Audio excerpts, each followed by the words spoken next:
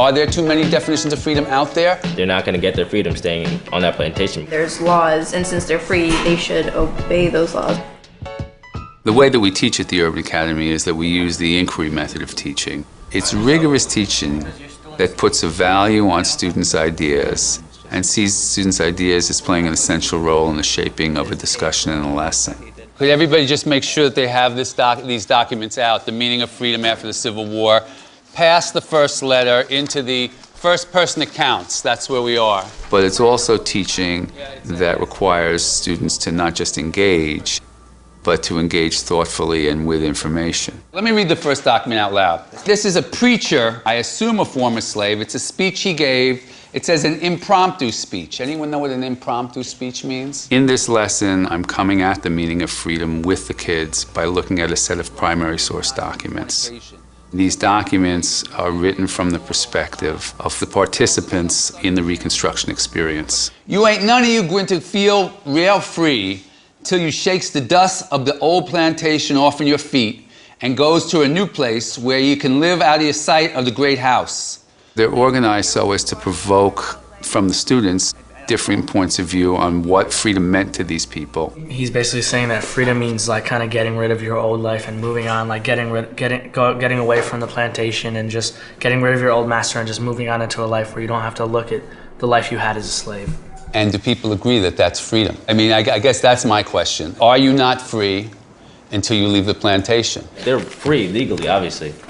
But I feel like, obviously, like in reality, they're not going to get their freedom staying on that plantation because the owners are going to like take advantage of the fact that they previously owned them, I guess. So I come prepared with a whole series of questions, of what I call open-ended questions, that I think will really excite kids and sharpen debate. I don't think it was wrong for what he did when that he stole his master's horse. In his eyes, like that was his exit to freedom. So my role is really to facilitate the debate and to facilitate kind of a deeper unpacking of the meaning of the text. Definitions here, and is one definition right? You asked like if we thought that was freedom, yes. His opinion? No, because how are they gonna make money? Like if they get away, because what else? Like he's saying, like get away and forget about white people, but like how are they all gonna do that and it work? So no, I don't think it's freedom. I think that there's too many definitions of freedom back then because freedom to slaves meant one thing, freedom to slave owners meant another thing, and free people in the North and just people in general and the government. And I also feel like some people say, okay, well you're free, but I don't respect your freedom, so they don't really get to take advantage of their rights because other people don't respect their freedom. I mean, you raised an interesting question because I assume you read some of the rest of this stuff. Text is something that helps them develop their thinking, and they use it to sort of defend a point of view or respond to another point of view, which is different than in traditional classroom, because I'm not asking them to say, what does this mean? Yes, you're right, no, you're wrong. I'm saying, what does this mean to you? You don't know the niggers. No nigger free a slave in these southern states, nor in any part of the known world, ever would work or ever will work unless he's made to. Now, what do you do with people like that? Do you deny them the right to vote? Do you deny them the right to be in the government? All these people committed treason, so why can't they just be executed?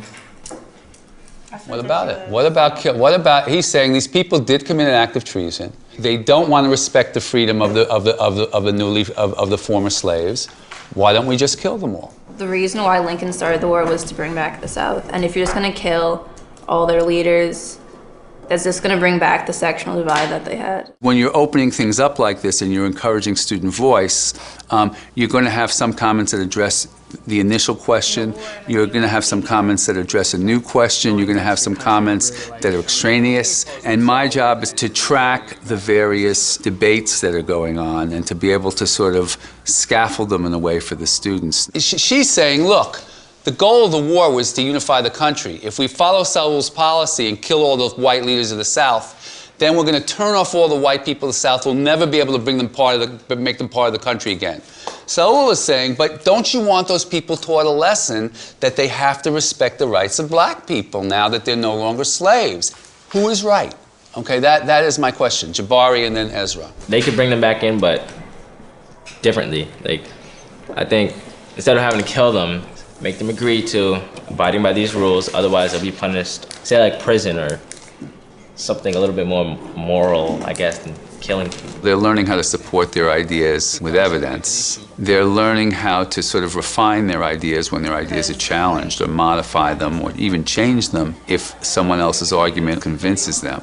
These are all skills one needs as a reader and a writer as well. So what I'm trying to do here is work on the same skills in discussion that I want the kids to develop as readers and writers. We're not really reading from a textbook and answering questions, but we actually talk about what we think. I feel like you learn more because you learn about like other people's opinions, and like you get to share how you feel about the subject. I like talking to other students as opposed to just reading or just listening to a teacher talk, because then I have motivation to stay involved in the class, be engaged. I think I've become a better thinker and speaker.